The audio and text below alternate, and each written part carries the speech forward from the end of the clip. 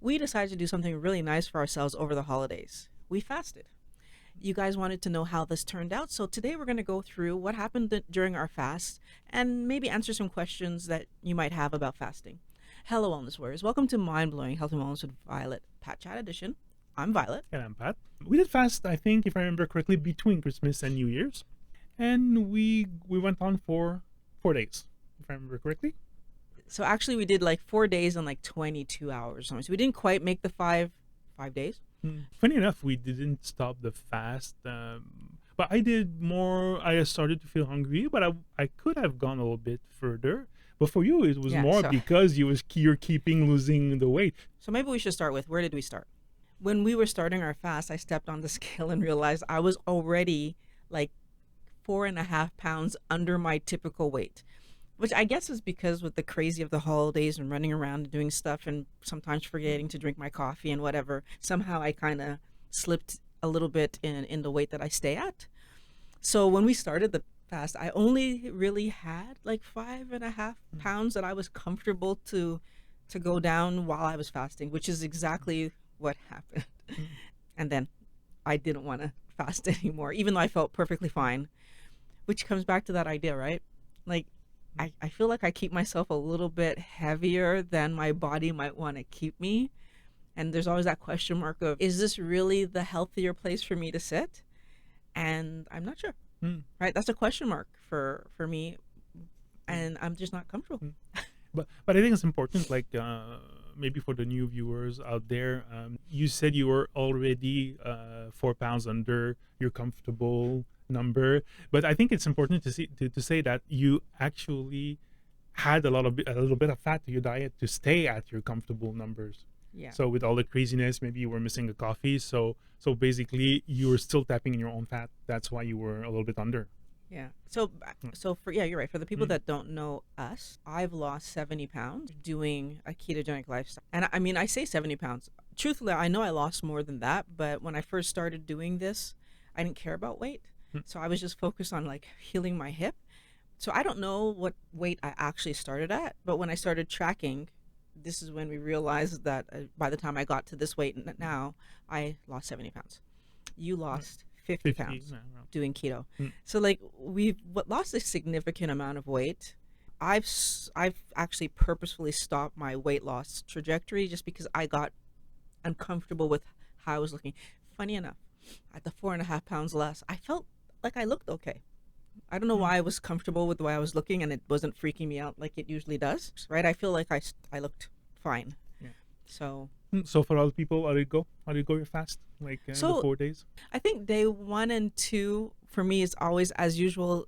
That's a normal kind of, I don't notice kind of thing. I just kind of go along my business.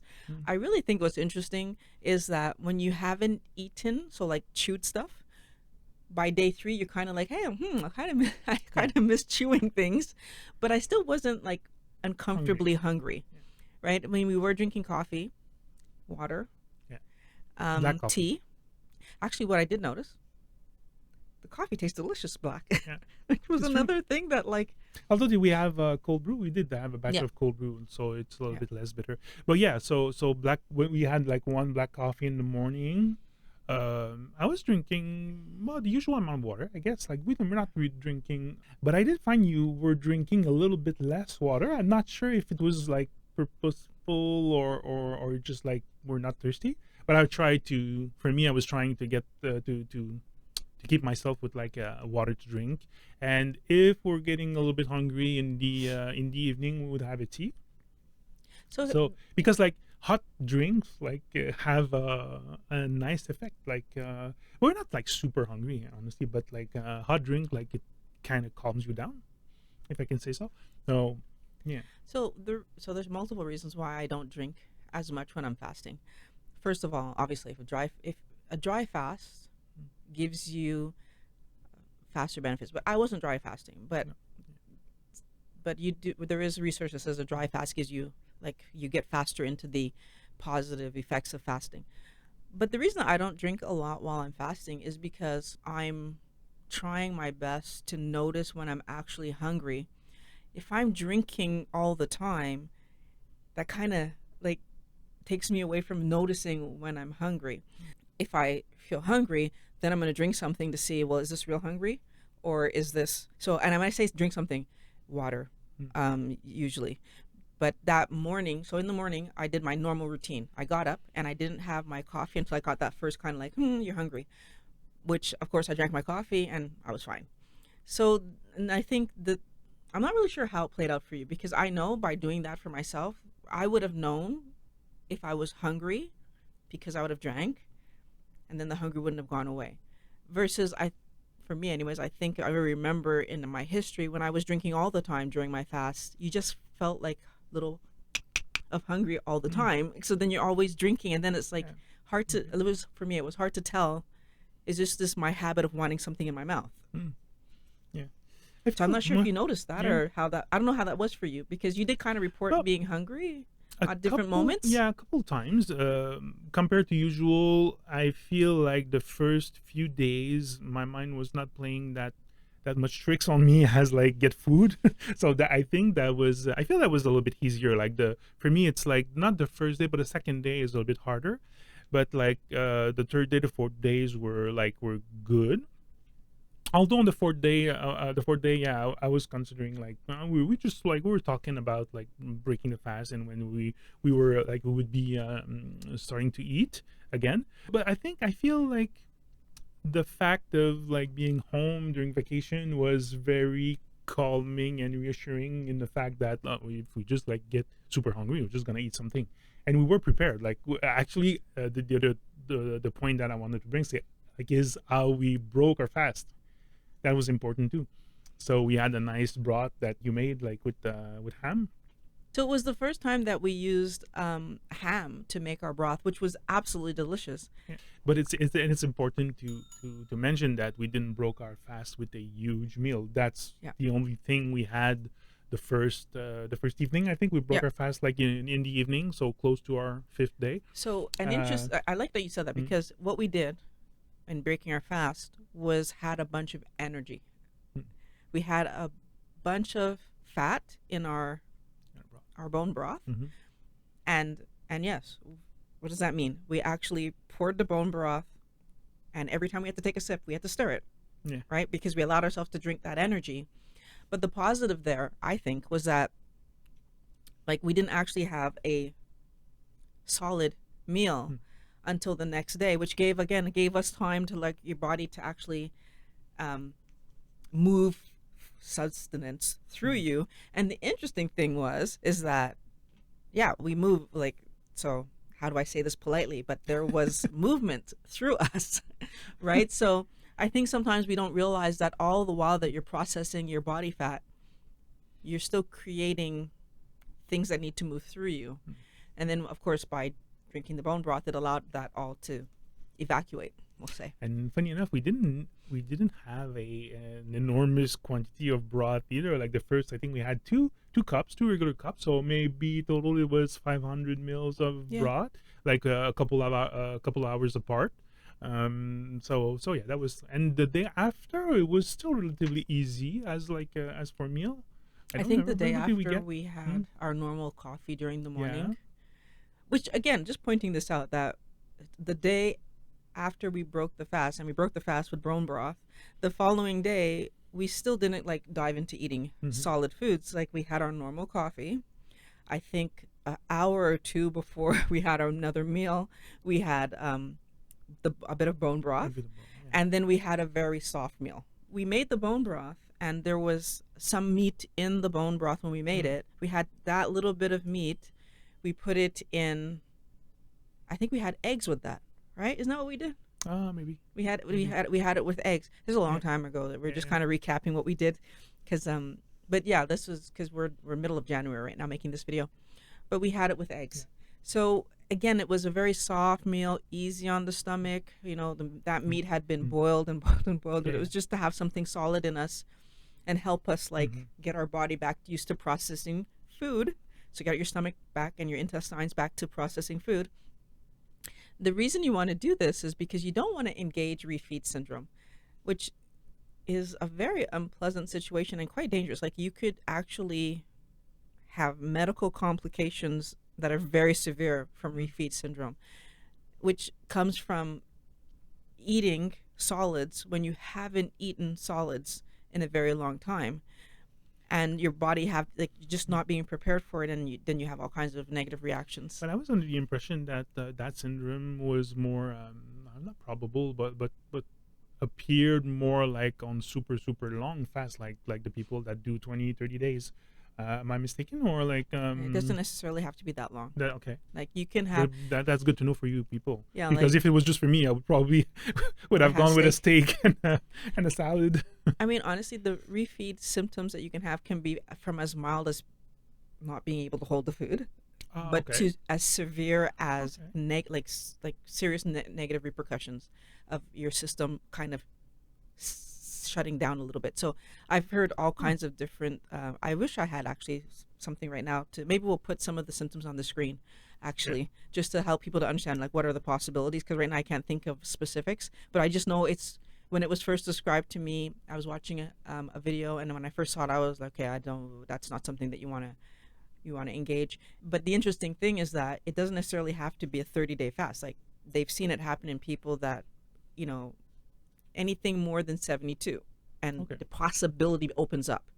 And like I said, it might not be that severe. You might Mm. just not be able to hold the food, Okay. but it could be severe. So you So know what? Better to err on the side of yeah. caution. Not to So. mention that we were in the vacation Mhm. mode. We had all the time in the world to get back to eating normally. Better to err on the side of caution. To be honest, the first day, like the broth we had was more than enough. I Yeah. actually just like one little cup of broth, and I was fine. Like it was very not filling, but satisfying, I guess. And like I had a feeling that my stomach was like, and my body was like, oh, like that's enough. But the interesting thing is we have to keep it in mind that for like both of us, we were not necessarily to the stage where we had to eat. Mm, yeah, Right? Like I stopped true. because I was uncomfortable with the Mm. number that showed itself. You stopped Because you were because uncomfortable I was with stopping. your number. Because we have to keep it in mind. I'm not trying to lose weight with this. So, but at the same time, if you fast, of Of course, course, you're gonna, you're yeah. going to lose some amount of weight. Mm. It's part of the reason that I do like doing like 48-hour fast, because you don't lose anything or much. Like, you know, by the time you start losing half a Yeah. pound, you're eating again. But when you do several days, like it's inevitable, I guess would be the word. Next question, like speaking of weight, is did you actually regain the weight you lost during that fast? So not yet. Not yet. I'm Okay. still coming back up. Okay. But I'm not like, again, I'm not But super far. you're not adding more than you were eating before. You just like normally I'm your body is normally, gonna yeah. go So, back to its comfortable level. well, can I say I'm not eating at all more? Uh, I'm just thinking fat wise. mm, Am I being a little bit more generous in my coffees? A little bit, but like okay. not humongously. Um, But my meals are the same, just because I know if I don't, I'm gonna stay at this at number. this number that you But don't I'm like. like we're middle of January. Yeah, I'm like Mm, not bad. I mean, obviously, this is the other piece of the puzzle, by the way, just for people to have clarity too, because while you're losing, you're still going to the bathroom, mm, right? So, um, so there's also that, like, if I'm empty completely, I'm gonna be lighter. mm, So even in the first week or two, like when you eat normally, you're just now you're yeah. carrying around stuff that's kind of in and out. Yeah. I don't know how to say this politely, um, but like so I think we get the image. that right away, like Yeah. contributed to me True. back being like I think 4 pounds, like right there, just Mm, from having eaten real food, and it has to be processed yeah. and get out of me. Evacuate. So when I'm saying that I'm almost there, but I got back like 3 to 4 pounds like almost immediately just by eating and having to Mm, carry the food. So then now I've added back I think another okay. 3. I think I want Okay. to say the Mm, last time I checked, but keep it in mind. I can step on the scale one day and see a number, and then the yeah. next day I can step on and it's a Easy. pound less, and the next day it's a half. You know, More. it's Yeah. like Yeah. because those are True. the variations depending on what I Of ate. Da, da, course. da, da, da. Yeah. So like until I'm like at the number and there for a few days, like you don't know that you're back Mm, really. But I'm not stressed about it either, because like I said, I feel like I don't look horrible. So like of before course not. I didn't feel that I Mm, looked right. yeah. Okay. I think it was the same for me. I was back up like half of what I lost. So I think for the same reasons. But this is a nice segue to my next question, because I think I had this question in our comments. Since you're losing 10 pounds and gaining back 4 or 5 and losing 10 whenever you fast, isn't this considered a form of yo-yo dieting? Okay, so what I'm going to say to that is that this is part of the reason that I actually encourage people not to use fasting as a way of losing weight, because it's not necessarily the up and down in weight that's, especially when you're talking small numbers. So, because every day you go up and down in weight. The reason that fasting is such a tricky thing when you're talking about using it as a weight loss protocol is that most people will then look at it like, okay, so if I'm not eating from here to here, then I can eat X. Whether X is cake or X is carrots and potatoes, it's still going to put too much carbohydrate in the body. And so the damage that you get from overeating is still there. You know what? In all fairness, if I overeat broccoli, if I ate 30, 40, 50 grams of carb from broccoli, not to mention how my stomach is going to feel, but the actual carbs that came in, my body still has to manage them. So yes, it's bad to yo-yo diet, but it's bad to yo-yo diet because of what yo-yo dieting does in terms of what's going on in your body. Now, again, small variations in weight's normal. So if what I'm doing is, for example, every week I'm doing a 48 or a 72-hour fast, that's not necessarily going to be bad for you if, like we did, you're slowly reintroducing food, and then you're going back to normal, healthy, low carb diet eating, so keto eating. If that's what you're doing, then you're actually going to be okay. And it's not a yo-yo because it's part of the tools you're using for your body to heal. So it's the other thing. Am I allowing my body to heal? Fasting is about giving your digestive tract a break. It's about allowing your body to engage autophagy, apoptosis, and all the healthy processes that it can engage when you're not constantly processing food. There's lots of things that our body should be doing that it just doesn't get a chance to do because it's constantly processing food. So, needless to say, like we did a 72 hours or like around that fast, more than that, but 84. Anyway, 4 times 24, you do the math, 96. So, but yeah, we won't. It's not a situation where you're gonna lose 30 pounds and gain back 40, and then you do like the numbers are relatively small, unless you do like a 30 days fast. But so that's another point so you just made, because, and this is something for you to pay attention to, because how do I know when I'm engaging yo-yo dieting? Part of it is exactly what you just said. I'm gonna lose 30, but then gain more 40, and then lose 40, and then gain 60, and usually when we're on that yo-yo dieting pattern, we end up heavier than when we started. Not everybody's going to do what I'm doing. I'm actively trying to get myself back to a higher number. There's a lot of you that would have done what I did, and you would have finished at the number that makes me uncomfortable, and then you would have eaten normally and would have only have gained 4. So lost 6, put back 4. You're in a positive direction, right? So that's not yo-yo dieting at that point, because you didn't go back higher than where you started.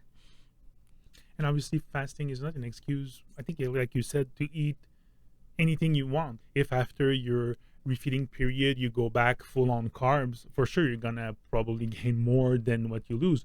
But we went back to eating like good and like and keto and almost no carbs. So that's why it worked, and we didn't get. But that's why you're struggling to get back the pounds that you want to get back, probably also. So yeah. And let's be clear. I mean, struggling to get them back, like No. it however long it takes me to get there, or even if I decide, you know what, I'm comfortable now, like where I am, and I don't get there, like, but my bigger point was, we were asking why did I stop, and I stopped because I was getting close to that number that makes me nervous. it's a number that's making you uncomfortable because of the look, not because you didn't feel healthy. Because you did feel good. You did, like, you had energy, you were moving, we were Yeah. doing stuff. We like that's the other thing that we need to. It's not like you're on the couch and just like, oh my god. So we all have different kinds of vanity. It's just, I mean, I'm human. Hey, I'm no, not different than you guys. We all have different kinds of vanity. For me, looking too thin made me uncomfortable. Mhm. There are lots of people that are going to be like, shut up, you're an idiot. But if that's how I felt, that's how I felt. Yeah. Like, what's the difference between a, for example, like intermittent fasting, a 24 versus a, for example, a 48 or even 96 hours fast? What like what how do your body engages the fasting process depending on the time you fast? I Okay. think that was an interesting question. So what's important to keep in mind is that at the beginning of your fasting time frame, you're not fasting yet. So your body, like, you ate food and then you're starting that clock, but your body still needs to process all this stuff. So the positive of fasting is that when your body is not processing food, then it can start to engage all of these positive things, like, autophagy, apoptosis, etc. Like all the cell cleanup, like breaking down proteins that you could reuse, breaking down fats that we could all the positive things. And trust me, I'm not a doctor. I don't even know 1% of all the things that your body does when it's fasting. All I know is that, like, processing food is power hungry, and the things that need to happen during fasting are power hungry. They cannot happen at the same time. So the benefit of longer periods of time is, first and foremost, it gives your body more time to do these power hungry processes. But the second thing, there's another piece of this puzzle, which is that the longer that I fast and the more my body gets to clean, it's like the deeper it gets to clean on some level. And I've heard doctors talk about it. I don't understand, again, not a doctor, why this happens, but it's almost like saying, neighbor, there's people coming to my house, I'm going to tidy up, versus, because I have an hour, versus there's people coming to my house tomorrow, I'm going to tidy up because now I have 12 hours, versus Christmas is happening, I need to clean the house head to toe. And like, so the level of cleaning that you're doing in each of those situations is very, very different. Okay. And I think, if I understood it well, our body's kind of like that. The longer it has, the deeper the clean. The deeper the clean, the better we feel. Oh, I just remembered something else. For everybody who had keto flu, or for everybody who ever engaged fasting and ended up with a rash or something happening, this is the other piece of the puzzle. The more time that you are in a fasting state, you are also using, energy that's on board. It's interesting to me how the cleanup that your body has to do is also involved in that. So as you break down fat, it's releasing the things that it was hiding in there, right? The carbs, the nicotine or the alcohol, or all the chemicals from the processed foods, all the bad things that are in us are kind of being held in the fat. And when you don't eat and your body breaks this down, it's an opportunity for, because you're not eating, it actually gives your liver a chance to focus on processing that stuff, getting rid of the stuff that it can get rid of. And of course you use the energy that it was stored in. But of course sometimes we end up with rashes because right, like, but that's another piece of the puzzle. And then of course, if you're not eating, your body has time to help that to heal. So it's so complicated. Yeah, sure. So for people that are wondering what's the difference, I feel like you don't intermittent fast or short fast for the same reason as a longer fast. And correct me maybe if I'm wrong, but like you will want to do, for example, an intermittent fast on a schedule 20 hours, not eating, 4 hours feeding window. Probably the purpose of that is to not spike your insulin, whereas if you go over and again like 24 48, then you're gonna engage those processes, those cleaning processes like autophagy and apoptosis that you're talking about. You have So to do what like a minimum. So there's a minimum. You have to do a minimum of, I think it was 18 hours, because right, so like, because there's that 12 to 14 hours of processing, so you have to do a minimum of 18 hours just to touch the beginnings of autophagy and cleaning up. So right, So both fasting are not exclusive to each other. You should first of all do the intermittent fasting to avoid spiking insulin, but once in a while you should do like a good house cleaning, like Yeah. you just said. Maybe every we do it every 6 months. Like now we have a little schedule, like routine of doing it every 6 months for like a 4 days, 4 5 days. And we also do like daily because we do one meal a Yeah. day. When I visit people and they're not making what I want to eat, I just fast. I'm not gonna visit, see the meal, and go, oh, okay, and then go home and cook. No, I'm just gonna say, okay, I'll eat tomorrow.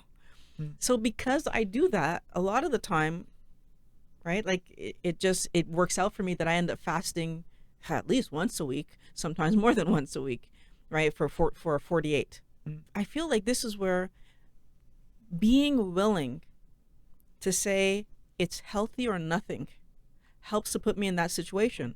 I'm gonna eat healthy or nothing. So if I walk in and you told me you're cooking this, but then I see something else, I'm willing to say, okay, and I'm fine. I really hope that this little chat about fasting helped you guys to know that you can fast. But I think the thing I want you guys to think about is that I'm challenging myself to be healthier. Pat's challenging himself to be healthier. But we're also challenging ourselves to look at food for what it is. You know, when you fast, it puts you in the position of looking at food as an energy source, as a building block, as a way to grow your body, rather than constantly looking at food as the entertainment for this evening because I have nothing else to do. I really want us to change that attitude. I really want us to change that mindset because that's the thing that's keeping us overweight Mm-hmm. and unhealthy, right? And especially the unhealthy part because it's not all of us that find eating eggs fun. It's not all of us that find eating bacon fun. It's not right. Like some of us are going for chips and cookies Mm-hmm.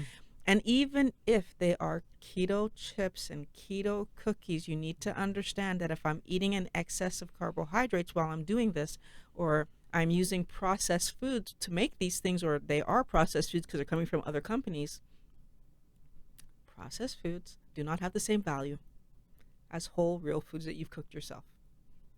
So I want you to think about fasting as a way to help you to change your mindset Mm-hmm. about what food is for.